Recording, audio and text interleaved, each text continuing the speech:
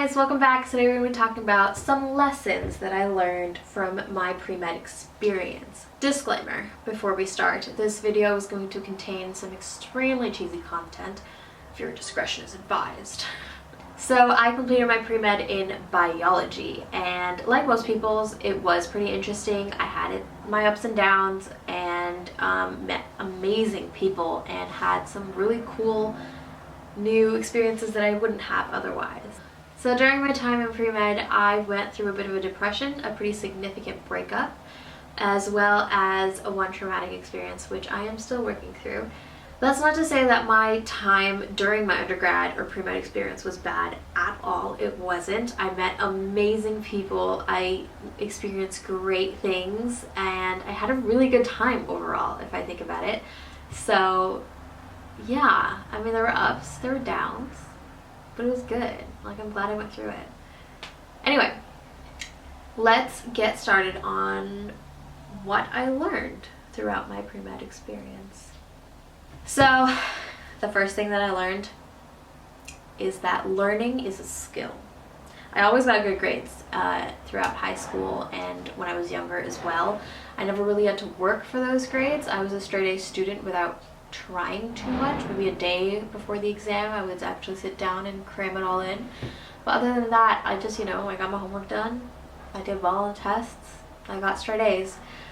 When I got to university, that strategy did not work for me anymore. Oh my god, it was painful. Like, I didn't know how to learn. I didn't know how to absorb information in a way that I actually understood it, to the point where I could answer questions that weren't like regurgitating based questions. They were actually questions where I had to apply what I learned and connect concepts and see where things flowed, and I didn't know how to do that, and it took me a very long time to figure it out. It took me like 2-ish years to figure it out, and during that time I really struggled with my grades, which was when I went through a bit of depression because of my grades. And it was really hard, but also it was so easy once I did figure it out. It was almost like a switch had flipped, and all of a sudden I was like, I understand now. Oh, okay, that's what you're saying. I get it. And it was like, it's just something that you figure out on your own. I know that I've tried to explain it to people before, and it just doesn't work either. You gotta figure it out. There's no other way about it. You just gotta figure it out. Well, it sucks because sometimes you're like, when am I gonna figure it out? I need these A's right now, but whatever. The next thing I learned was that balance actually helps my grades more than hurts my grades. So once I received my first year marks back, and they were atrocious, like as bad as could be, except like not failing, I threw myself into studying even more than I already was, and it was unhealthy the amount of time I spent in like a 5x4 foot room, and in one corner of the room just studying all the time. I moved in, so the way that it worked at my university was that you live in dorms for the first year, and then you move out and live outside campus in an apartment or a house somewhere with a bunch of friends. So that's what I did, and in my second year, my housemates who I lived with the year before on the same floor saw me kind of go into myself and recluse, and I think they thought that I was just, busy with, like, I had a boyfriend at the time, so I think they thought that I was like just paying more attention to this guy than like paying attention to friends or whatever. I was in my room all the time, and I also had, which we've talked about on this channel before, I have a very bad habit of not reaching out when I need help, and this was a time where I really needed help, but I didn't know that I needed it. So I would be a shut-in all the time. I'd wake up at 5 o'clock in the morning, go to bed at 9.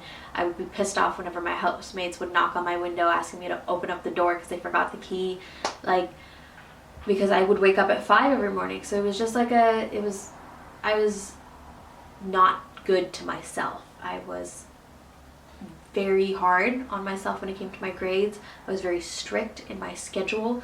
I convinced myself that I don't have friends and I don't need them because I gotta concentrate on my grades, I can't do anything else.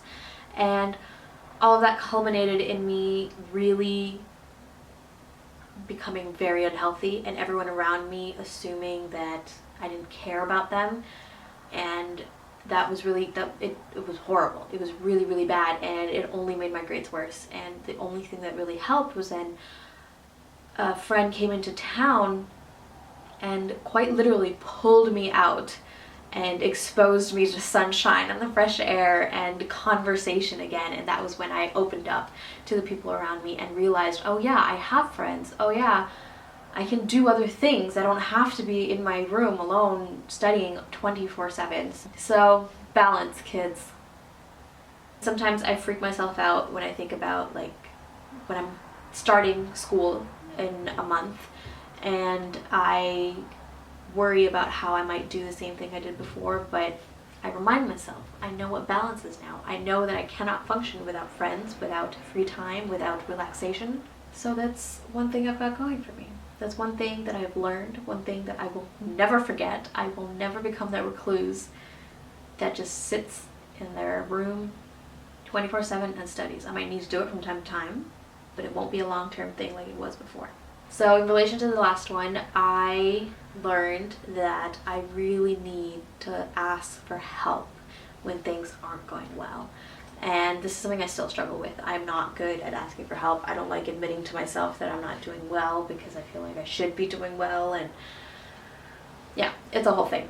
But asking for help, I realized, was the one thing that got me through some really hard times once I figured out that I needed it. That's also a big point. I think that's also something that I needed to recognize, is that I can't tell when I'm in it that I need help, because I feel like I shut everything off around me. And that's easy to do when you're living with people that you don't know too well. The friends that I lived with, I only knew for a year, so it was easy to shut myself off and be like, these people are annoying me, these people are getting in the way of my regimen, my 5 a.m. morning routine, like I don't like it. But right now I'm living at home, and that's something that will not stand. My mom knows me very well, my family knows me very well, my brother, they will be able to snap me out of it whenever they see me going down that road. But yeah, I'm really happy about the fact that I'm living at home, so I'll be able to get some help from my family. They'll be able to catch me when they see me going down that road, and that'll be really good in the beginning, right before I get the hang of it, recognize the signs, and I'm able to do it on my own. Shouldn't be too bad. Balance. The fourth thing I learned in university is that there's some really, really cool people out there, and that was something I guess I knew vaguely. I'd grown up in Toronto, and in Toronto there's a huge diversity of people, especially where I went to high school. We had people from every background that you could think of, and it was really cool, the friends that I made there. But when I got to university, it was like even more interesting, because I met people that didn't have a lot of diversity around them, and I was able to still relate to those people and become really good friends with those people, and it was a really, really, really good experience. And if there's one thing that you can get out of university, I would think that there are a whole host of types of people out there. And yes, you can get really comfortable and stick with the friend group that you're used to, but you'll gain so much more from meeting people that you would have never talked to otherwise. And I think university is a great way to experience that. Another thing that I learned in university is that your friends don't have to be your friends for life. I was always worried that I needed to find my lifelong friends, you know?